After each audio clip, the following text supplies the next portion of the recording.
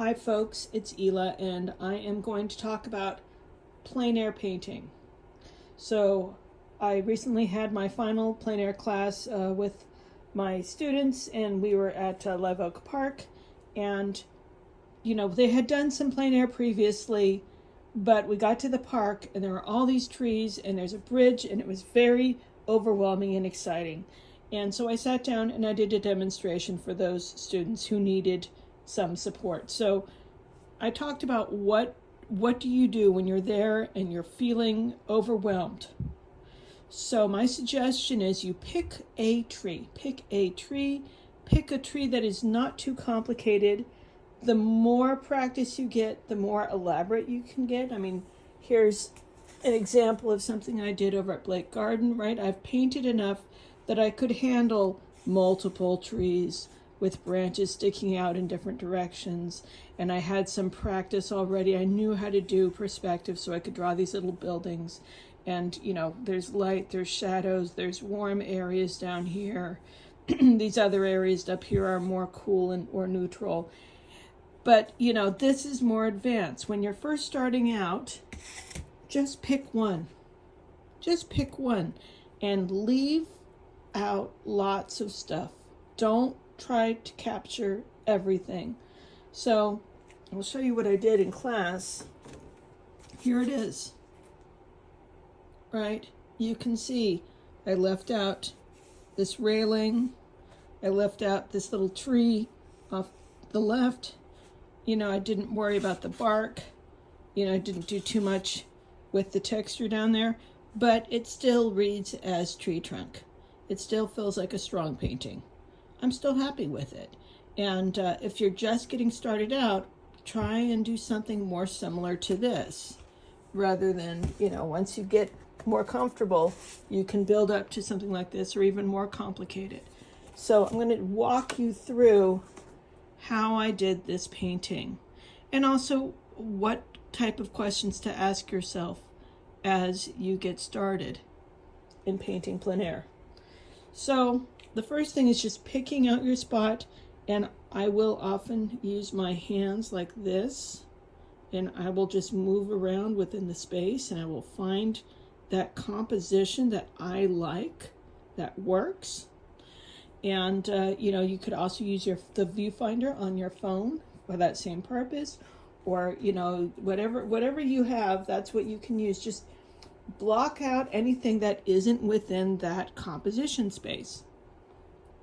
So here we go. We've got that trunk, we've got the ground, we've got some greenery, and we can see where the light areas and the dark areas are. This is something that people often forget about, is it's really, really helpful to get really clear where the light areas and dark areas are, and maybe even exaggerate how light, make the light areas even lighter, make the dark areas darker. And if you have a lot of, stuff, little details, simplify. Don't include everything. You don't need to draw every leaf exactly where it is. You can make kind of a general gesture for it. So, okay, so I'm going to do a drawing. Here we go. Drawing already done. It's very pale. I did it in pencil, but I was able to isolate the area, and I noticed that this area was a little bit lower and this area was a little bit higher, and I like that. I even exaggerated it a little bit. The background is light. The foreground is dark. And I'm not going to worry about these highlights, at least at this point. If I want to get more detailed later with another painting, I can, but this is a beginning painting right here. So you go, okay, I have this light green in the background. I have to mix a light green. Oh, look, I already did it. How are you going to make that light green? Well, you have to, right? This is something we do in my beginning class, and there's a video for this. You have whatever shade of blue you have whatever shade of yellow you have, and you mix it together, and you get comfortable and familiar with what happens with those two colors. And if the color's too bright, you can add a teeny tiny bit of red to it.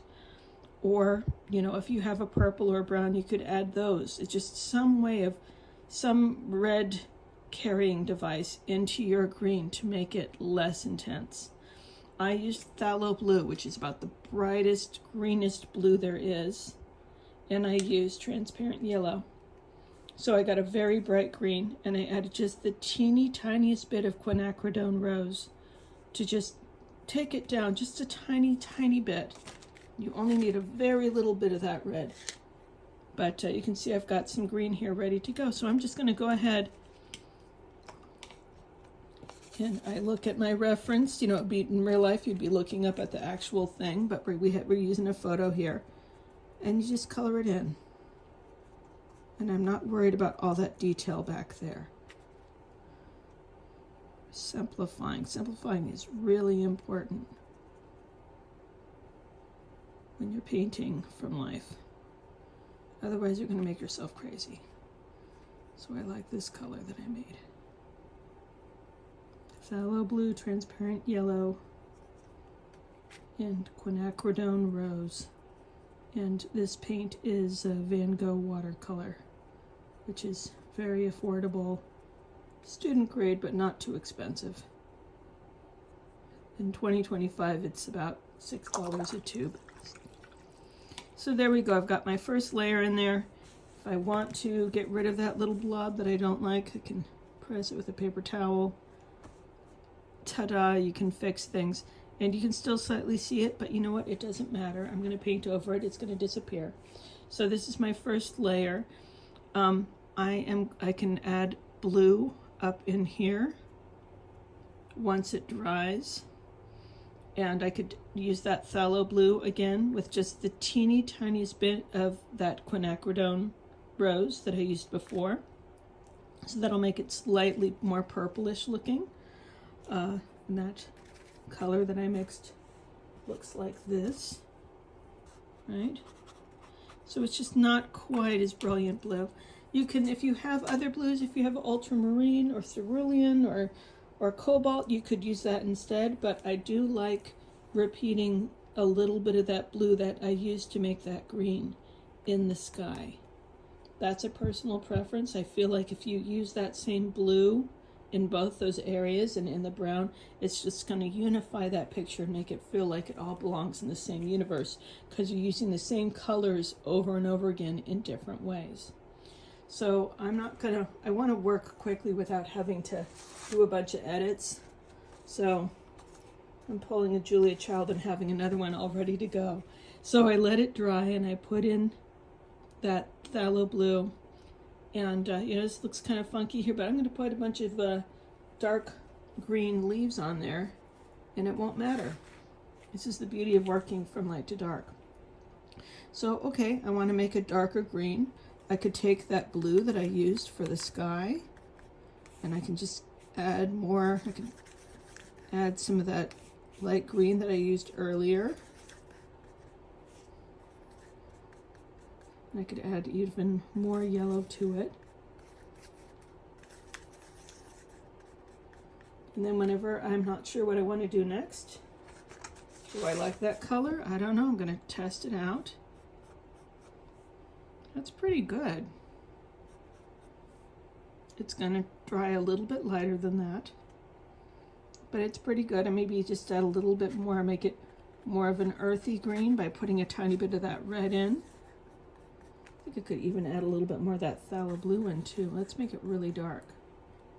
Phthalo blue is a very dark color. So now it's just a little bit cooler, a little bit darker. I'm going to go with that. So yeah, now I can go in and I'm going to paint the leaves on the tree, and I'm going to paint this ivy down here.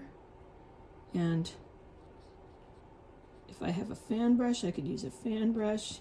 If I don't have a fan brush, I can just make little random marks. It's a good idea to play around with what kind of marks you can make with your brush. Have fun with it. Develop some skill. Practice. Practice always comes in there somehow. It always comes down to practice.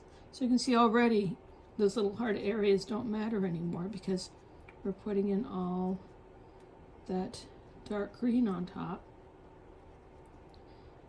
And you're just kind of suggesting what's there, and I'm letting some of that light green show through. I don't want to make it too solid. I like the fact that you've got areas peeking out there.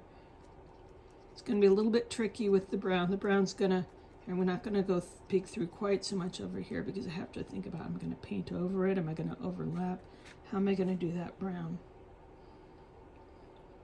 I have some, I'm going to put some green over here. I like having some green over here as well.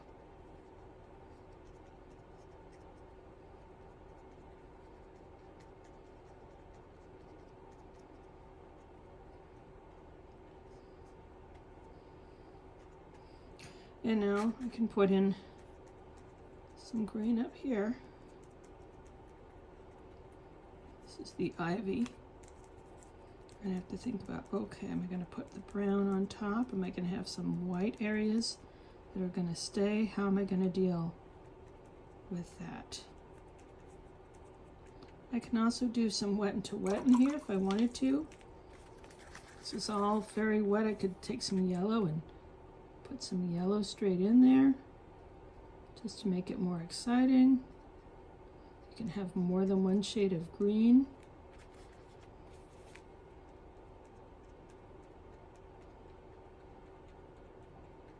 This is play. We're playing around.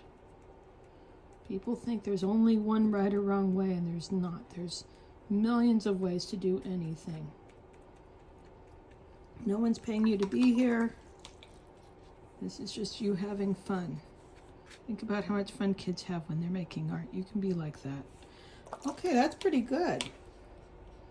All right, well now I have to go back and how am I going to do the trunk on that tree? I think I'm going to pause this. I'm going to have to edit. I'll see if I can do this. All right, I'll be right back. Okay, I'm back. So this is all dry, and I'm going to give you a quick note on how do you deal with a wet picture when you're outside and you need to do another layer. My suggestion is look for the sunshine. You can see it was a sunny day. You find a little pocket of sunshine, you put your picture in the sunny spot, you let it dry, and while it's drying, you work on another picture.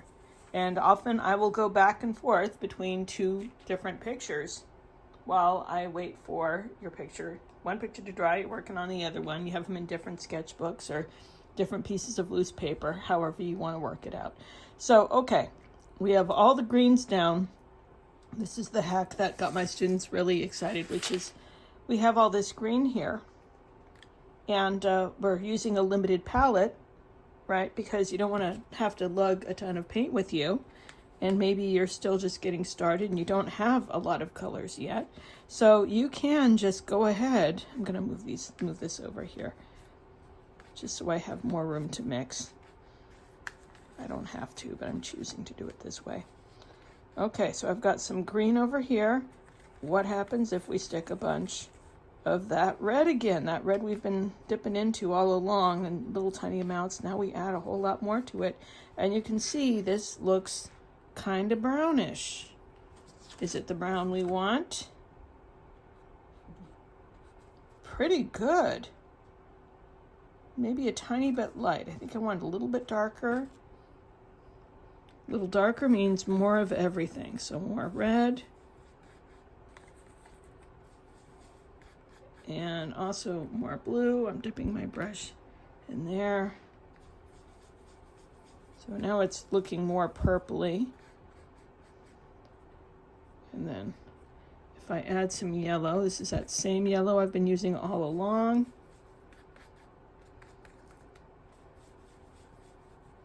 We are back in the brown zone, but it's now just a little bit darker. Just a little bit darker. And I could keep going up and increasing the intensity. Wow, there's a lot of phthalo blue. Phthalo blue is a very strong color. I'm going to need to put a lot of red in there. I have to do a little bit more water just so I can scrub it in there. Okay, back into the purple zone. Opposite of purple, is yellow. See, now we're getting really dark. Throw some yellow in there. It's almost getting kind of black. If you want to get away from black, sometimes you want black. I want to get away from black. I want it to be a little bit more brown than that. Can you use brown straight out of the tube? Yes, you can.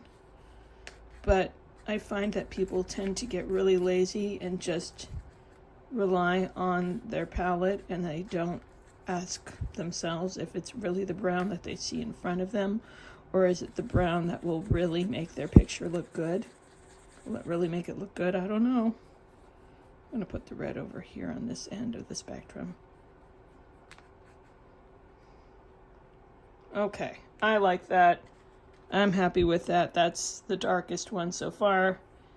Once again, it will become more pale, but I think it'll do fine for what we want. So here we go. I'm going in.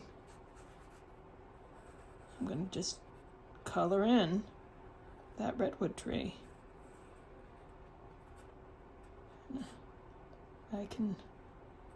I like getting into those crevices. I know that it's kind of intimidating. It's like, I might not be able to save that. Oh, well. A lot of this is just don't stress out, but you can see how dark this color is. This area is a little bit less red and more leaning towards black. And I think that looks kind of good for this side. That's sort of a happy accident. Sort of like a shadow on the right side. I can go in here. If I have some little white areas, that's okay.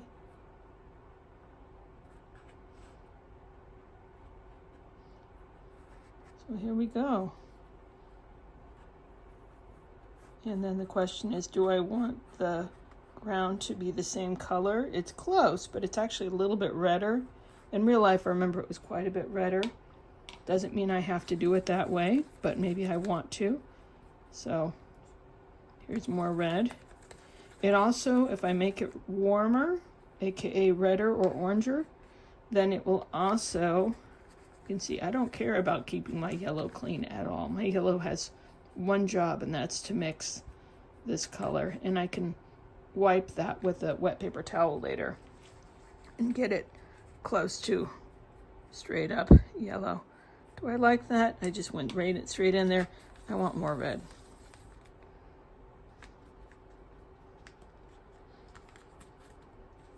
I'm kind of doing it in the corner, trying to save it. Slightly different color. Just a little bit warmer. Makes it come forward. It's going to play with this green, right? Red and green are complements. And they tend to bounce back and forth and do fun things with your eye.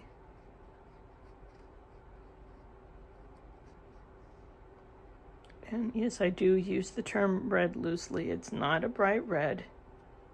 It's not a cherry red, but it is reddish. You can tell that there's mostly red here. If I want to mix it up with other colors, I can make it some parts more neutral. I can make some parts more yellow. You can have fun playing around with wet and to wet technique. If you get a back run, it'll be fun. It won't be a problem. It's always surprising how, no matter how many times I play with color, and especially complements, it's like, yep, they still look good together. Still entertaining playing with different colors. So there we go. I painted a tree with some ground and some ivy and some leaves. That's pretty much it. If I really wanted to, like I said, I could have made the bark a pale color, let it dry, and then put some shadows on top, but I'm keeping it simple, like I said. So here's the one I just did. This is the one I did at the park. Every time you do a picture, it's going to be a little bit different. I use slightly different colors. but it's fun. And it's fun sometimes to do the same picture over and over again and just try different ways of doing it. I hope you found this helpful. I hope you go out in the world and try painting a tree trunk like this, or whatever it is that strikes your fancy. And yeah, have fun. Take care. Bye-bye.